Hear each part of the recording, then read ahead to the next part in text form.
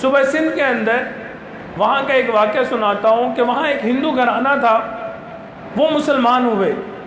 ان کے مسلمان ہونے کا عجیب واقعہ ہے، انسان حیران ہو جاتا ہے۔ میاں بیوی تھے، خاوند کو کینسر ہو گیا۔ اب وہ ڈاکٹروں کے پاس گیا، دوائیاں لینی شروع کر دیں، ڈاکٹروں نے اس کو خوب دوائیاں دیں، حتیٰ کہ ایک وقت آیا کہ ڈاکٹروں نے کہا جی آپ لا علاج ہے اور آپ کو دوائیاں لینے کا بھی کوئی فائدہ نہیں، اور چند مہینے آپ کی زندگی کے ہیں، آپ کو کینسر ہو چکا اور آپ اس دنیا سے چلے جائیں گے، آپ لا علاج مریض ہیں، آپ اپنے گھر میں جائیں، اپنی بیوی بچوں کے پاس رہیں تاکہ آپ اپنا آخری وقت اپنے بچوں کے ساتھ گزار سکیں۔ کہنے لگے کہ جی میں گھر واپس آ گیا۔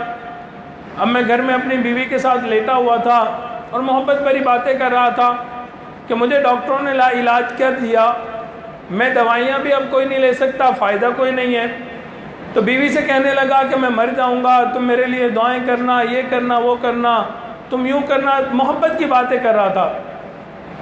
کہتے ہیں کہ میں محبت کی باتیں کر رہا تھا تو بیوی نے کہا کہ آپ کو میں اگر کچھ بتاؤں تو کیا آپ میری بات مانیں گے؟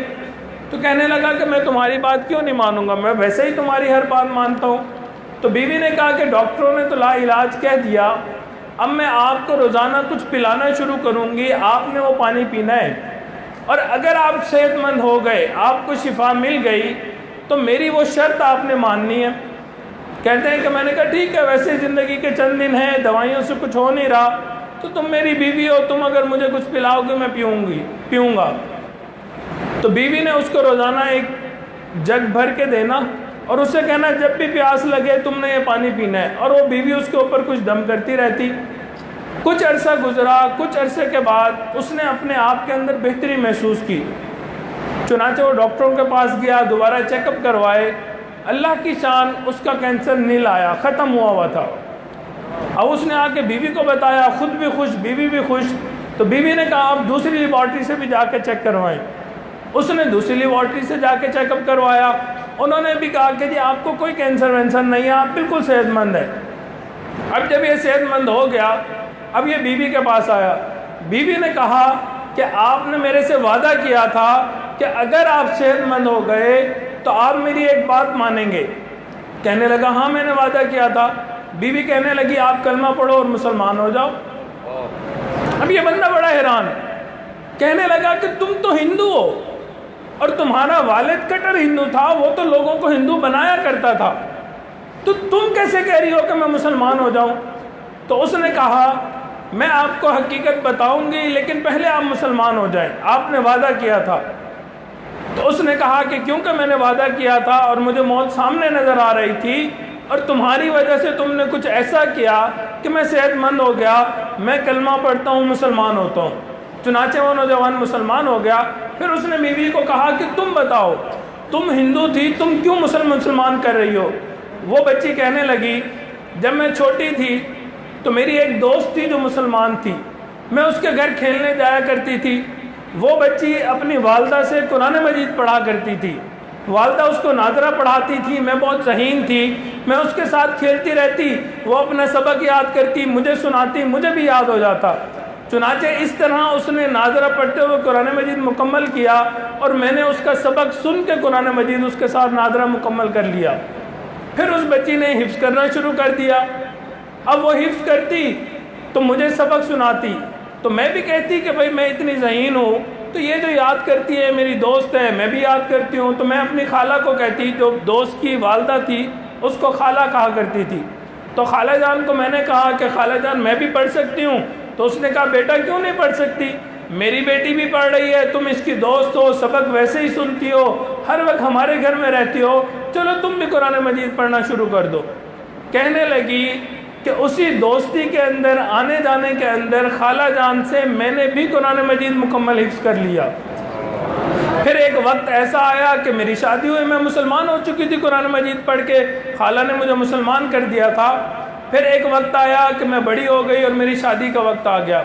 اب میں پریشان کہ میں مسلمان ہوں، یہاں تو خالہ کے گھر آ جاتی تھی، نماز بھی پڑھ لیتی تھی، قرآن بھی پڑھ لیتی تھی، اگر میرے والدین کو پتہ چلا تو کیا بنے گا؟ اور جہاں شادی ہو رہی ہے وہ بھی ہندو لڑکا ہے، اور اس گھر میں جا کے میں قرآن کیسے پڑھوں گی، وہاں تو قرآن مجید ہی نہیں ہوگا۔ کہنے لگی میں پریشان تھی، میں اپنی خالہ کے پاس آئی اور میں نے کہا خالہ جان، اب تو پہلے تو میں آپ کے گھر آ جایا کرتی تھی، قرآن پڑھ لیا کرتی تھی، دیکھ لیا کرتی تھی، اب میری شادی ہونے لگی، خاوند ہندو ہے، میں وہاں کیسے قرآن پڑھوں گی؟ تو خالہ نے کہا کوئی بات نہیں، تمہاری والدہ بھی میری دوست ہے، ہمسائے ہیں، میں ایک گفٹ دوں گی تمہیں اور پیک کر کے دوں گی، اور تمہارے والدین کو کہوں گی کہ یہ بچی کے لیے ہے، اس کو یہاں نہ کھولیں، جس گھر میں یہ جائے گی وہاں جا کے بچی خود کھولے گی، تو میری طرف سے تمہارے لیے ہدیہ ہوگا، اور اس کے اندر جو میں کپڑے دوں گی گفٹ پہ، اس میں قرآن مجید پہ رکھ لوں گی تاکہ تمہیں وہاں پریشانی نہ ہو۔ کہتے ہیں کہ وہ میں خوش ہو کے آ گئی، شادی ہوئی، خالہ آئی، اس نے ایک بڑا سارا ڈبہ دیا گفٹ کا، اس میں اس نے کپڑے ڈالے ہوئے تھے، اس نے میرے والدین کو کہا کہ یہاں نہ کھولیں۔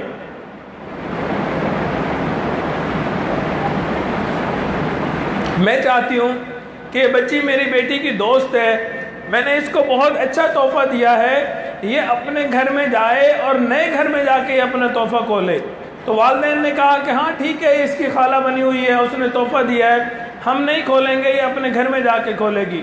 چنانچہ وہ بچی بتانے لگی کہ اس طرح وہ تحفہ میرے پاس آیا، جب میری شادی ہوئی تو پہلے دن ابھی آپ کمرے میں نہیں آئے تھے تو میں نے وہ کھولا، اس میں سے قرآن مجید نکالا اور اپنی الماری میں رکھ دیا۔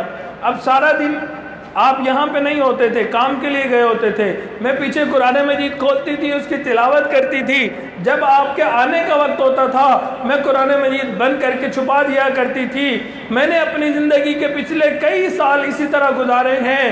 جب آپ کو کینسر ہو گیا اور پھر آپ لا علاج ہو گئے، ڈاکٹروں نے کہا کہ آپ کا کوئی علاج نہیں، مجھے یاد آیا میری خالہ نے قرآن پڑھاتے ہوئے مجھے کہا تھا قرآن مجید کے اندر آیات ہیں، اگر تم اس کو پڑھو گے اللہ رب العزت تمہیں شفا عطا کریں گے۔ انہوں نے کہا مجھے کسی بزرگ نے اجازت دی تھی، بچی میں تمہیں بھی اجازت دیتی ہوں، مجھے یاد آیا کیوں نہ میں ان آیات کو پڑھوں اور پانی میں پھونک کے آپ کو پلایا کروں۔ چنانچہ جب آپ لا علاج ہو گئے، میں نے وہ قرآن مجید کی آیات پڑھنی شروع کی، روزانہ پانی کے اندر دم کرتی، آپ کو وہ پانی پلاتی۔ آج کئی مہینے کے بعد الحمدللہ اس قرآن کی برکت سے اللہ رب العزت نے آپ کو کینسر سے نجات عطا فرما دی۔